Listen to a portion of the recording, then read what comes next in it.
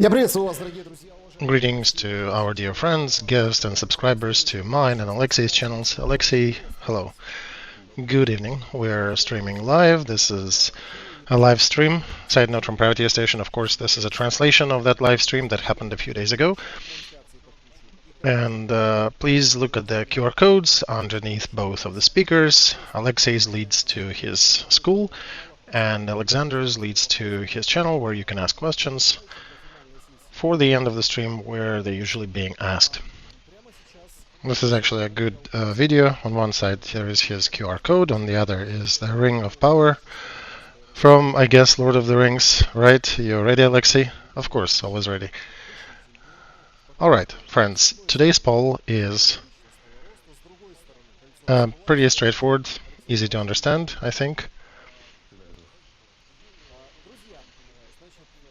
It is difficult to know the inner workings of the person about whom the question is, but the question is, will Trump succeed in reaching ceasefire with his ultimatum for Putin?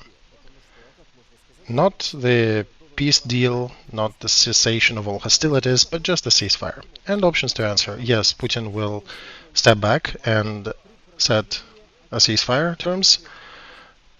Second option, Trump will play it back.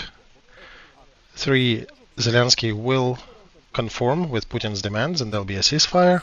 And option 4, there will be a ceasefire, but Zelensky will leave.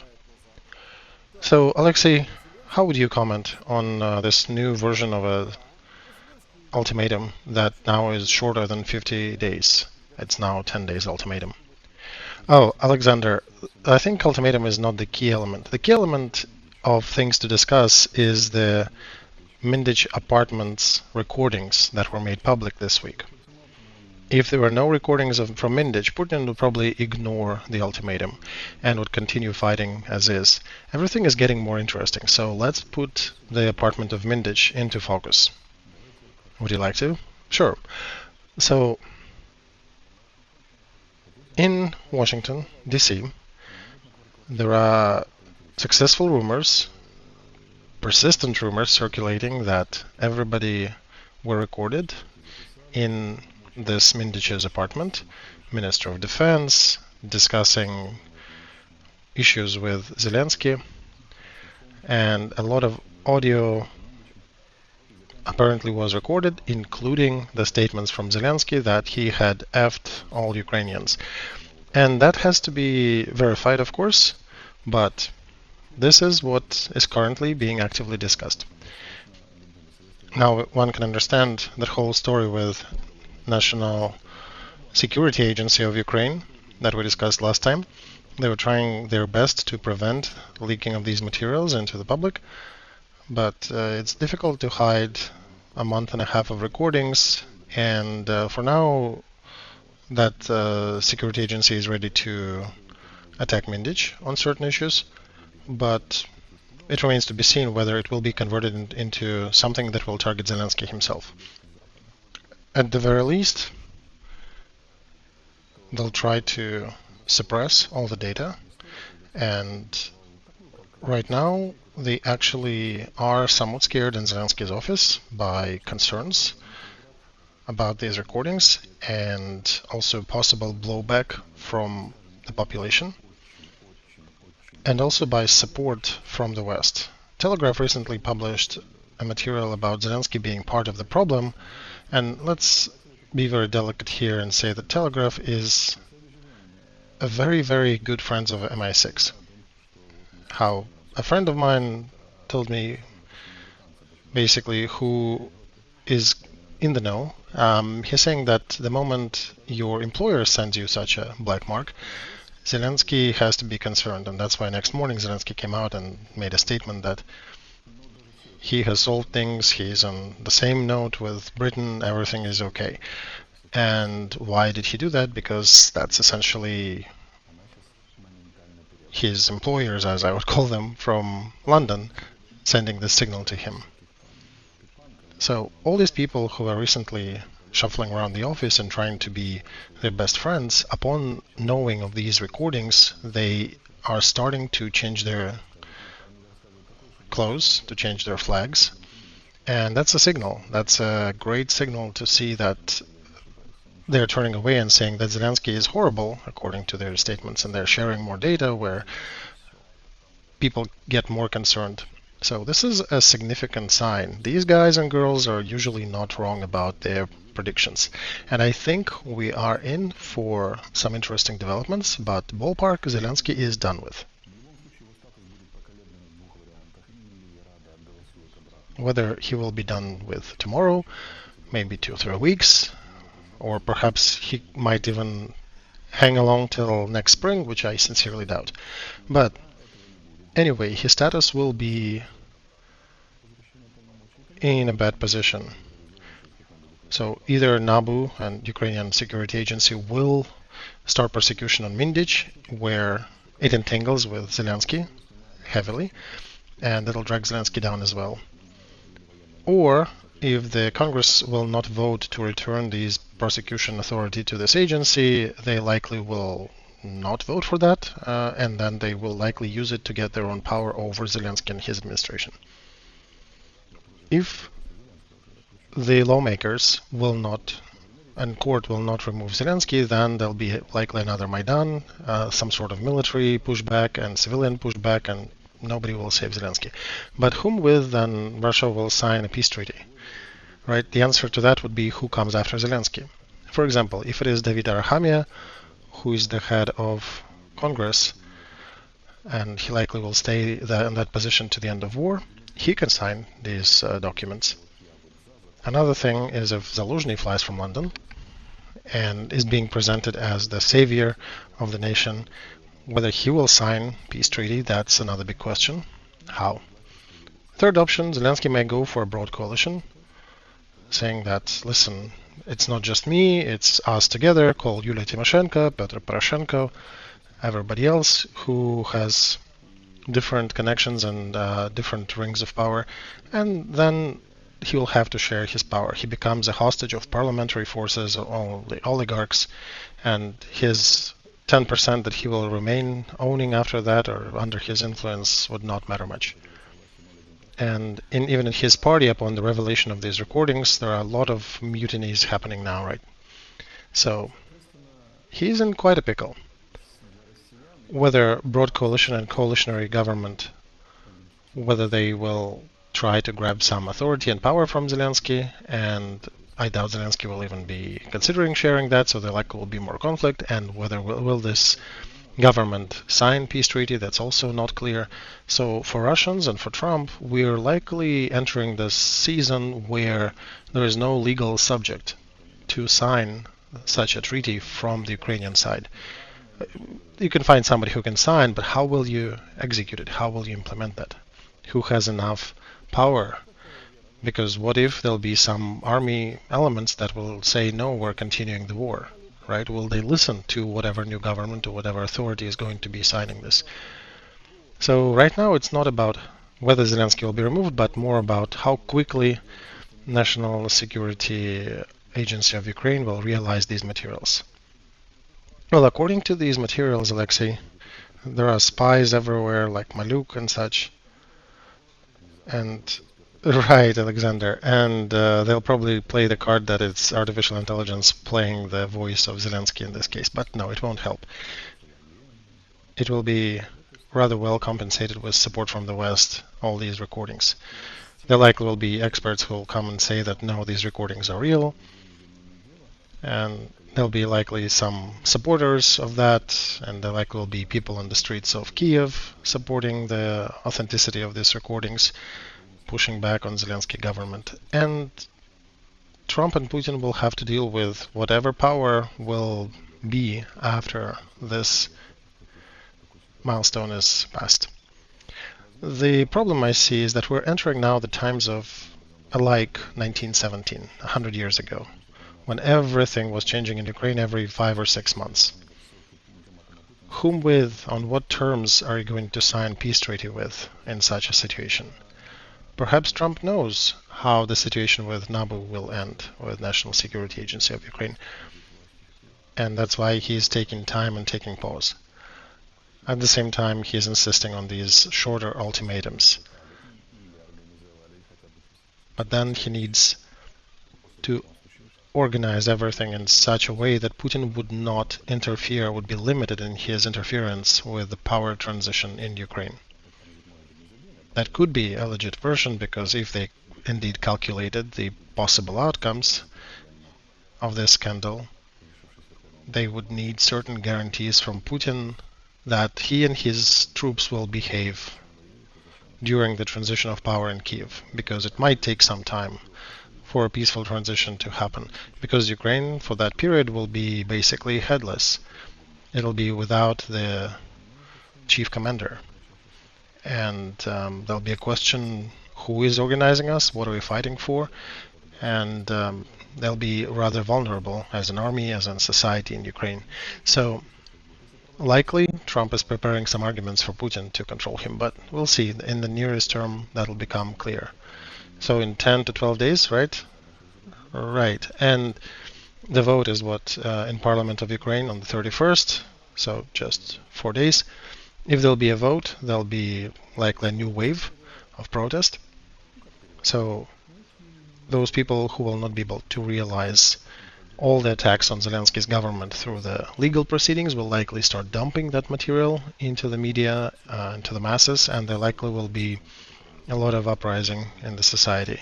So, Alexei, in August we're expecting a turnover of power in Ukraine. Well, I wouldn't say that, I wouldn't say revolt, I would say probably a difficult transition of power.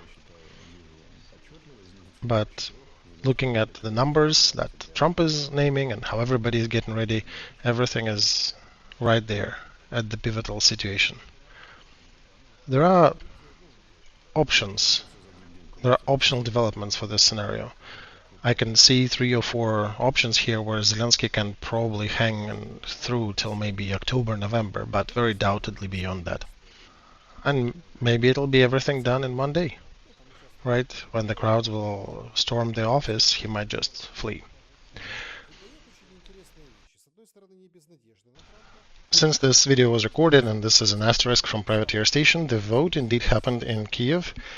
Out of all the congressmen attending, 330 voted for return of the powers to national agency, security agency, so they could continue the investigation. 0 were against, did not vote 9. During the vote, there was a significant presence of protest outside the building and a lot of public support to voting for this bill. So, Alexei, you're bringing the factor of Russia as an argument. Today there was an interesting story. Minister of Foreign Affairs of Putin, Lavrov, he was participating in some panel, and he was making different statements, not without hope towards Trump, of course, but at the same time, he was saying that, look, the West is not sending any allies to this front. They, however, still want to break apart and weaken Russian Federation. On the other hand, there are Trump's ultimatums. Starmer was sitting there very pale, who didn't know how to behave and sitting on these chairs, while Trump is burning with his word, saying that there is nothing to speak about, we talked a lot, it doesn't lead to anything successful, so there'll be sanctions, there'll be secondary sanctions against Putin and those who support him. So Trump supposedly is on a high horse. He just made Ursula bend over to do whatever she cannot do physically, basically. So Trump supposedly acquired a 100% victory in his negotiations with the EU. On tariffs and on military support, right, Trump is usually making a trademark out of his name being related to victory. Right, and if there is no victory, that means that somebody else effed up and Trump was not really there. So then we see the answer of Medvedev. And that answer was somewhat weak, that Russia is not Iran or Israel. Alexander, there was another answer, by the way. Valentina Matviyenko was met with flowers in Europe. She's the head of the Federation Council that gave a formal nod to Putin to start this war, and she's being met with flowers in EU during her visit. This is your realpolitik, not whatever is published in the media. So I'm still curious to see these scary sanctions that Europe and America will slap on Putin's regime. But to put it delicately, what does the Russian soldier sitting in a trench or attacking Ukraine positions, what does he care about these sanctions? Will he continue preserving his capacity to attack? Yeah, he will, likely. What else? Well, what perhaps there'll be any uprising against Putin's regime? You need to know Russians, Alexander. If they see that NATO is somehow against Russia, they will likely tighten their belts and they'll produce additional 106% support to Putin. That's a national, unfortunately, character there. The moment they somehow consider that Russia is under attack and its symbolic capital image is under attack, they're ready to suffer. And they likely just become stronger and more fighting back. It doesn't quite work with Russia, all these half sanctions. You either need to fight Russia seriously or not fight. All these sanctions, in my view, are just kindergarten-like behavior towards it that leads you to not much effectivity. Medvedev makes a note in his Twitter speech saying that do not act like Sleepy Joe, addressing Trump. But Trump supposedly is pulled into this conflict. It's not his, right?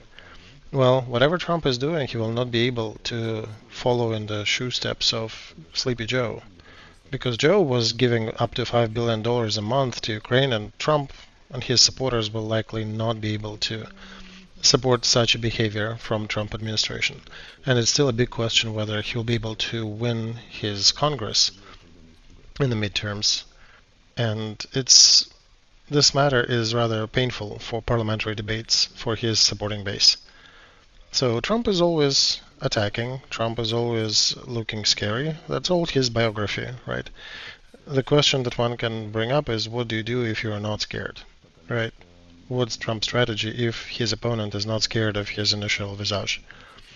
Well, Alexei, maybe then change Zelensky? Right, then you need to find a replacement for Zelensky and find somebody who can sign off 4 districts and Crimea to Putin. Because otherwise there'll be 6 districts and Crimea, despite of all sanctions. So the question is, who is such a brave person that can do it? That's why, with all my personal fiery love to Vladimir Zelensky, I would say that people might, 3 months later, find it rather nostalgic to think about times when Zelensky was president. Because imagine Zaluzhny flies in and becomes the ruler. And he hears that ultimatum that you need to strike peace accord with Russia. Zaluzhny recently, to remind you, made a publication saying that our victory, Ukraine's victory, will not be liked by anyone. That's a very straight signal to Trump with his peace. So Zaluzhny comes back, imagine, and he starts to fight rather actively on the front. He will not sign off 4 districts in Crimea, not over his dead body, and okay, he is fighting. United States perhaps going to diminish their support.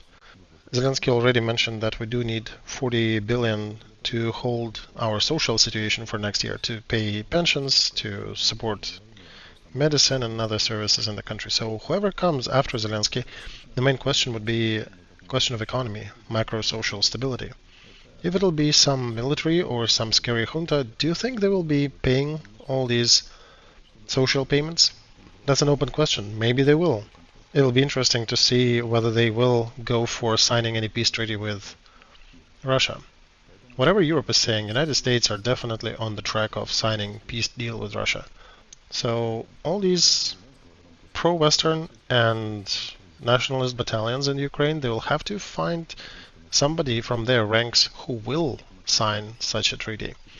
Because if they don't, they likely will not have any energy, not have any money, and then they'll likely be replaced, whatever government is, with the next wave with much simpler demands. We want bread and water and electricity. Just about 6 months later. So stick the bayonet in the ground and demand some stability and end of war. That's why Trump's ultimatum is a diminishingly small figure on this background that doesn't define a lot of things. Well, Alexei, there also are other questions about what will India and China say about these ultimatums. Well, right, Alexander. India and China will likely be on a maximum pushback to Trump's administration. All right, EU signed $750 billion to invest into the energy, switching to energy sources from the United States. That's pretty expensive, and nobody knows whether they do have this money, plus transporting gas and other products to Europe by cargo vessels through ocean, by tankers. That's another questionable activity, whether you can organize it on a level to sustain EU. And then Macron also somewhat attacking Trump, as the media are publishing. So it's an interesting story. But I'm interested in the main aspect here. Alexei, let's talk about us, about Ukraine. Why are we treated in such a way? If one is to believe the recordings from Mindich apartment, why Ukrainians are treated as dogs? Well, when were they treated as humans? The power in Ukraine is organized in the mafia style. The one with the power is the boss, everybody else are nobodies. It's just not everybody knew about that, but now I think with the recordings it will become obvious for all the Ukrainians, and especially for those who still somehow believe that Zelensky is the president of freedom who is leading them somewhere, and it's just damned Arestovych and horrible Putin on the other side of the border who are attacking Ukraine. You know, Alexei, I have another question here. That the source of power for our Congress is people on the streets protesting. Then why would one take a piss in that source, being Zelensky? Well, right, he got power in Ukraine, but those activists that pushed him up are also the ones who are limiting his power. And the main threat for him is not even those protesters, but the fact that the protesters are supported by publications in the West. Because there were a number of articles supporting protesters already, not supporting Zelensky. Zelensky is not a comfortable figure for the West, and the reason for that is that he does not have a plan to end this war. Plus, he thinks that he is the smartest and he can ride the West as long as he wants to, pulling more time for himself, and then eventually somebody might die, maybe Putin will die, and yeah, that's his concept, bet on me, don't bet on Putin. And that's why he treats his own people as scum, and he treats the West as silly allies who do not know how he plays them. But it apparently going in the direction that he will be the main idiot in this situation the moment the majority of the data recorded becomes available. And this is a direct threat to him and to his purse. The main thing on these recordings is corruption in the Ministry of Defense, the thievery on the blood of Ukrainian soldiers, on the blood of civilians dying under Russian bombings and under Russian UAVs. All that is in recordings with the voice of our beloved President Z. So it's quite obvious why he's reacting this way to this threat. And one can remind of the Lenin statement from a century before, saying that do not waste your effort to create a revolutionary situation. Nobody knows when and how it will be created, but if you see one, you have to be twice idiot not to use it. So currently there is such a situation in Ukraine, and I think we'll see in the nearest future who will use it. I would like to speak about Tymoshenko with your support, Alexei. She's such a lady who can sign even the most uncomfortable things, right? And she's standing in a challenger's position, right? Now, a lot of congressmen are saying, oh, we did not think about, and Yulia is now supporting the flow that, hey, give the money back. And Ukrainian deputy cannot, Ukrainian congressman cannot return this money. They already spent it or invested it somewhere, and they can only play the card that they did not know what was happening, and they were just being played. All these people, all this propaganda that Zelensky funded, how great he is, how Ukraine defense systems work, how everything is fantastic, apparently now we can see with these publications that we're apparently supporting falsities, and Zelensky is backpedaling, saying that he is not part of that. So the congressmen are now taking position that, oh, I made mistake, I'm sorry, I shouldn't have supported that propaganda. But Tymoshenko is different. And Zelensky side does not have enough votes. Plus there is a break that they're going through, like summer recess. Do you think a parliament can or is capable of taking power over from Zelensky? Yeah, parliament can do that.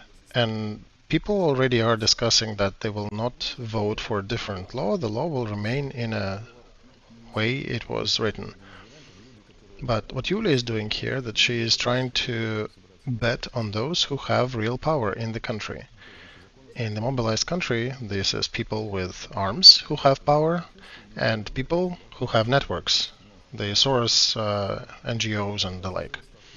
So she is betting on the part of electorate, on the part of congressmen, those people who think that perhaps America and Europe needs to go take a hike, because one can see her drifting towards the nationalist battalions more than towards the Soros grantees. And among the right in Ukraine, there's a lot of battalions and brigades on the front, and there are ideas that we should not be on the dancing to an American tune for a while, and they don't really like the Soros grantees. So the question is whether there is going to be a figure who can unite these two forces in Ukraine, the grantees and the nationalists. The real power will be with the one who will be able to do that. Yulia took her position. She took her position against. Perhaps later she'll afford to be talked down, to change her position, but or she may admit that she miscalculated. Who knows? Alexei, so if this significant turmoil is upon us, and we're likely to repeat the events of the last century, over 100 years ago, then why Erdogan is making statements that they will set the table of peace treaty in Istanbul? Well, he was making these statements when the events with National Security Office agency in Ukraine was not clear. And of course he was playing cards to try to get more support from Putin, Trump, and perhaps Yermak. So he came out with this statement to continue playing the vector of truce, of peace treaty. I do not know if that was pre-organized or he's just using the situation. And again, there are two different things: peace treaty and change of power, or creating conditions for a change of power in Ukraine. So perhaps Trump and Erdogan and the like will continue insisting upon a ceasefire while there is a political turmoil in Ukraine. Alright, Alexei, so once again, to clear it for the listeners, is there a possibility that a peace treaty will be organized somehow? Because Russia already apparently managed to do that. In the few days of the protests that were happening in Ukraine, Russia did not attack anything with their ballistics. They were watching these slogans and people protesting. They saw how people are spitting at Bezugla, at Zelensky, how that whole motion is happening on the square near the Franco Theater. And then later there were some strikes from Russia, but not during the protest. So there is an expectation that the war might freeze if there'll be something happening in Kiev. Well, the war may freeze only if one side will stop fighting. I'm talking about Russian side. Like, why Russia would care about the change of power in Ukraine? Well, because they might probably want somebody who signs 4 districts to them in Crimea, and they would not take less. Well, Alexei, we are Ukrainians. Remember 2014. Remember the historic role of Parasyuk? Where is he now? Maybe we'll find the Parasyuk light. And what do you think he will do? Like, he will tell, oh, yeah, what I'm saying, Alexei, is that he might say to sign, he might order to sign that. Well, at the very least, there'll be some split in the army on that moment, and there likely will be a civil war happening in Ukraine in this case. Then Russia may take 6 districts instead of 4 and use this situation, so they may play peace treaty a little bit, or ceasefire, to worsen the situation and gain more at the end. Okay, Alexei, why Zaluzhny, do you think, is taking pictures for Vogue, agreeing to these photo shoots? Well, why do you think? They're building an image, and you can get a lot of good pictures in prestigious magazines, why not, right? Who do you think looks better, Zaluzhny or Sviridenko? I did not follow that, Alexander. I did not follow the photos. God thank you that I have not seen them. I'm asking this question because they're all connected with the future political configuration of the country, I think. So how do you see that? Alexander, we need a figure who can connect Soros networks with nationalists. We already have 2 figures, Biletsky and Prokopenko. Biletsky is the representative of the leaders of the right, and he is in a very difficult situation in this regard because he would need to explain to his nationalists why do you need to ally with Soros. And okay, he can use the explanation that yeah, it's because of damned Putin, and also his wife is working in the Ukrainian Truth, Pravda, which is funded by Soros. So that union actually has already happened in the family of Biletsky. So why would it not spill beyond the limits of this family? Budanov also came out on the first day with a statement that yes, let's unite. Unity is the main thing for Ukraine in the face of the existing enemy. So there likely will be a small clash between these candidates, or a quick agreement. Budanov, Biletsky, Zaluzhny, who will be the bridge, who will be explaining to the army and to the right that this is important to connect with the left that are pro-LGBT and all that, and they don't like the tiki torch motions, and the right side who apparently like that. And they'll have to solve these difficult tasks, and then they'll have to figure out how to keep the economy working, how to provide for social stability, or how to fight more effectively with Putin. But it's interesting to see what will happen when they come to the West and say that, well, listen, we are now all joined together and we're ready to fight against Russia. We're not squabbling anymore. The West may come back and say, you know what, guys, we're done with your war. Now you need to sign the treaty and sign off 4 districts. Who can do that? Budanov might. Biletsky, do you think he can? Yeah, I think he can. Why are you saying so? Because I know him personally. He can go for this on certain conditions. He's significantly flexible, and he is probably the smartest of them all. Zaluzhny likely will not sign that. He was grown in London not for that. So that's a question, how it will be solved, and nobody knows. What about Arestovych? Oh, Arestovych will sign that. Yeah, he would have. But who is backing him up? Perhaps those who will click the like to this video? Well, that's not the matter, Alexander. Those who click the like button, they do not have organized forces or networks like Soros grantees, or they do not have battalions like Biletsky and Zaluzhny and Budanov. And that's it. On these terms, I'm not flying back even to Ukraine, not even talking about Kiev. Because you will get there, you'll sit in a chair for half an hour, sign these documents, and then you'll be taken out on the bayonets. Where is legitimacy coming from that the power forces will use in Ukraine? Who of them were elected? Yeah, they have some, but how do you organize elections? How do you work as a legitimate authority? So likely we'll have either military junta or Congress. And this will be the triangle that will be determining the power. The Congress, Soros networks, and nationalist battalions. A more legitimate organ that likely will be more successful in getting money for macroeconomic stabilization likely they'll be uniting around the Congress because this is the more legitimate body within that. And likely the head of Ukraine will be some leader of Ukrainian Congress, and they have 4 or 5 leaders pretending who can contend that position. David Arakhamia, Yulia, Poroshenko, perhaps a few others. So there likely will be a series of some clashes that'll lead to that figure emerging, but nobody can predict which one of them will. There could be some fallen helicopters and other black swans events happening. So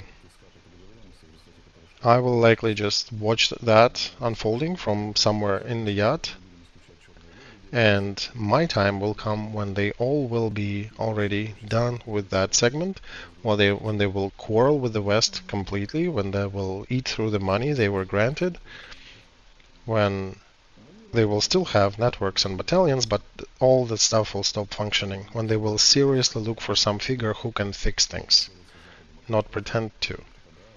But it will not happen in the nearest time. That's why in my plans I have coffee and a yacht. So, Alexei, do you see a threat of regional separatism in Ukraine? Yes, of course. This was the dance that's very liked in Ukraine.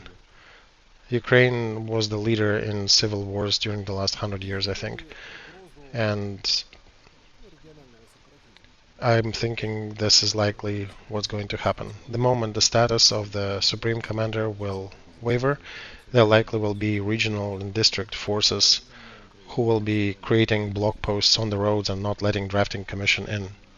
The moment there is a certain commandant declared in the territory, read through between the lines that it means that centralized authorities have no power over that, even if it's a small village or whatever. This is lack of legitimate power of Kiev in that region. And that's one of the tasks for any coalition solution, whether it's Zaluzhny, Arestovych, Congress, will be to figure out how to unite Ukraine. What would be the ideas to unite Ukraine over? Going to Europe? Europe doesn't want us. What do we do after peace? Okay, we got peace. What's happening after? Alexei, you're spreading some pessimism here.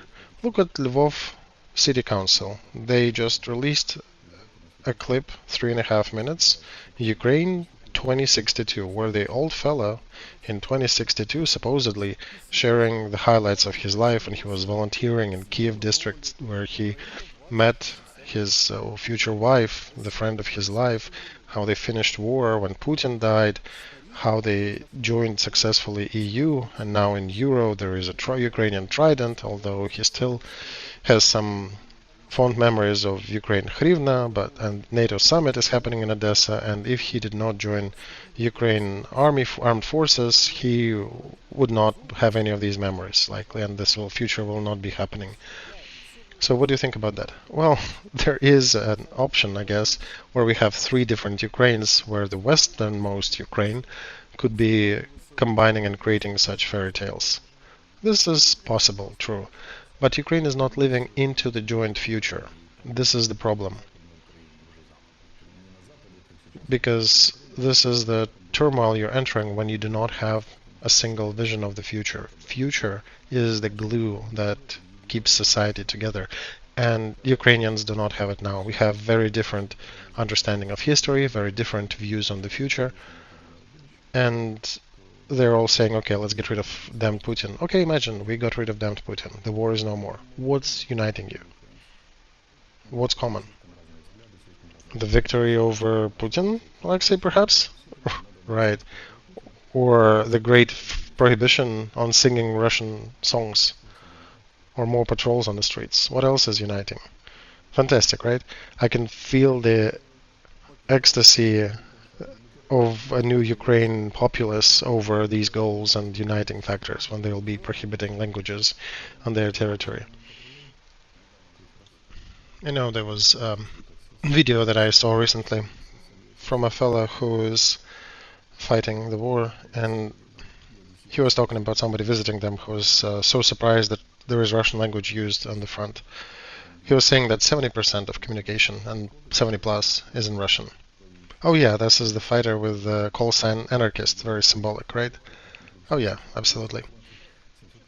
He actually, that fella mentioned a very interesting thing. He said that we are the guilty party in this war. Yes, Putin attacked us. He is horrible. We understand that. But we violated a lot of things. How interesting, Alexander, right? He's almost speaking what Arestovych was telling for over a year now in these streams. Look, when Zelensky leaves and people will understand that the king was naked, there'll be a global revision of the reasons for this war. How did we end up here? And the ways out of this situation and our future perspectives. And it may turn out that during a year and a half, that all figures who are considered to be super important now, Biletsky, Budanov, Zaluzhny, they may be taken away by the wind of history, and there might be different Ukraines, or one different Ukraine. So don't hurry, don't rush, don't try to jump onto somebody's political bandwagon based on the personality. Think about the projectivity. What country would you like to see in the future? And all these removals of monuments, all these prohibitions of languages and religions, that and the torture of constitution is only possible. And by the way, yeah, the beating of people to death, giggling at the ones who drowned while trying to leave the country, all that exists only because central power, reading Zelensky, allowed for that to happen. The moment they leave, the moment he leaves, this will all be revised. And it can be revised towards things being harder and harsher. If junta comes to power, they will likely turn the drafting commission to such a degree that you'll probably remember Zelensky fondly.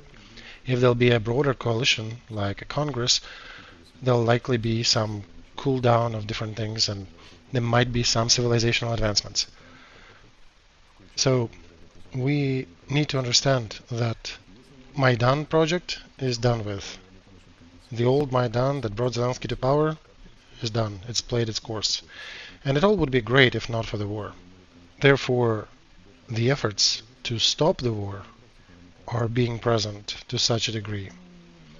And there'll be a lot of efforts implemented by our allies and friends to try to help us carry us through this situation of change of power and to try to hold Russia from attacking us in this time.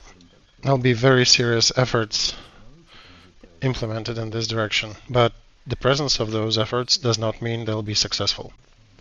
Speaking of efforts, your field, Alexei, and this is a serious question, very serious question, since you have talked about people who were present near the president's office, who were hanging out and connecting and making money there and fishing. They have left, or they're leaving. Zarivna left. She's still somewhere in the government. She's working on return of the kids, etc.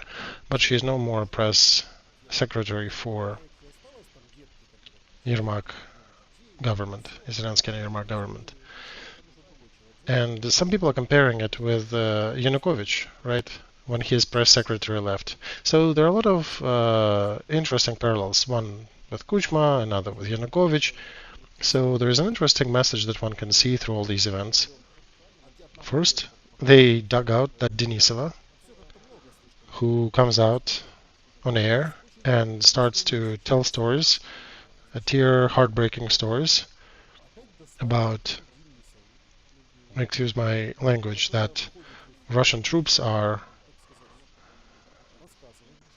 raping Ukrainian women so that they would not want to have anything to do with men any further, and they would not be giving birth to any Ukrainian kids later, and this is genocide. Now, she had already faulted on a previous topic in a similar direction, and apparently now they're digging her out and dusting her off and sending her to the media.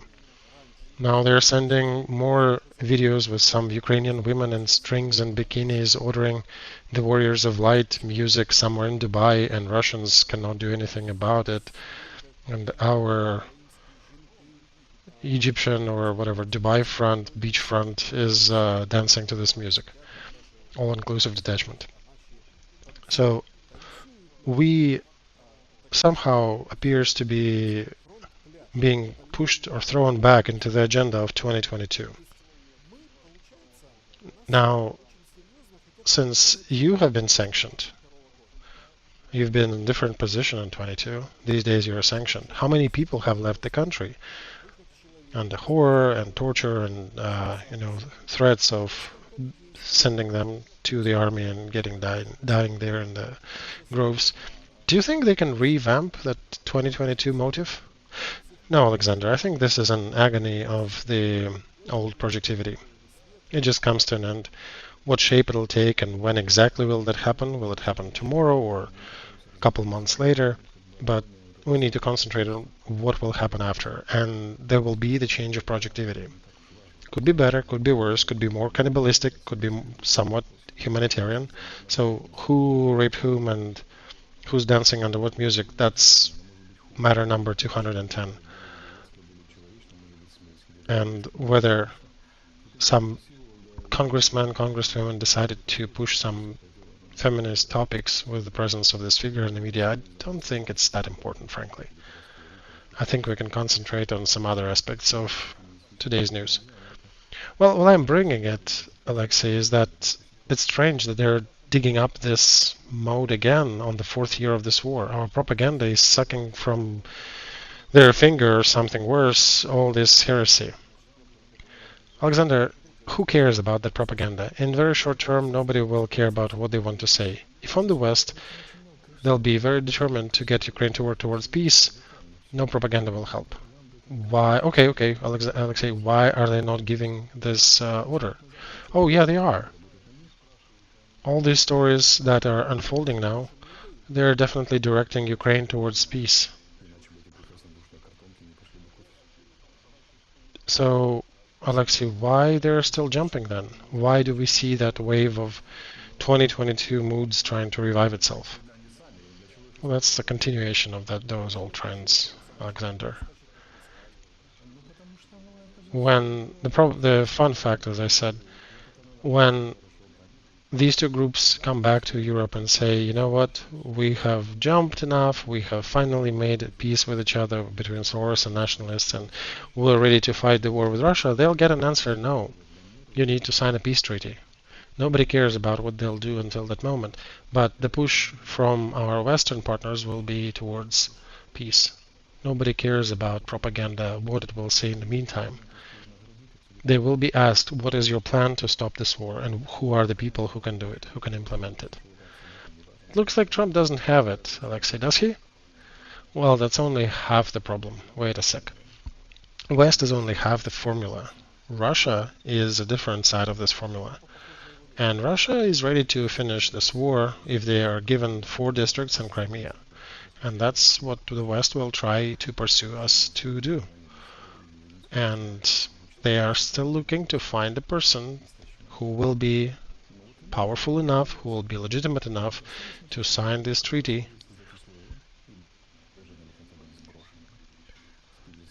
And I think they somehow overestimate the degree of how much Ukrainian authority can manage Ukrainians and the degree they can trust those people who are supposedly in power or apparently in power. So I can believe in a short-term peace treaty with Russia that likely will be ruined somewhere before we continue going further, and there is a chance that Russia will also continue their effort to advance and to capture more Ukrainian lands, given the chance. The maps of deep state do not really draw us much data. Oh no, Alexander, they're actually trying. Okay, so let's look at the map. We have some successes by Ukrainian forces near Kondratyevka. Apparently they liberated that village. You can see some photos and videos in the socials. In Alexeyevka, Russians pushed forward, but in Kondratyevka, Ukraine has destroyed Russians' 30th Brigade there. And that's Russia reporting that. 225th Elite Ukrainian Brigade is pushing in that direction. Is that the counteroffensive that Zelensky was announcing?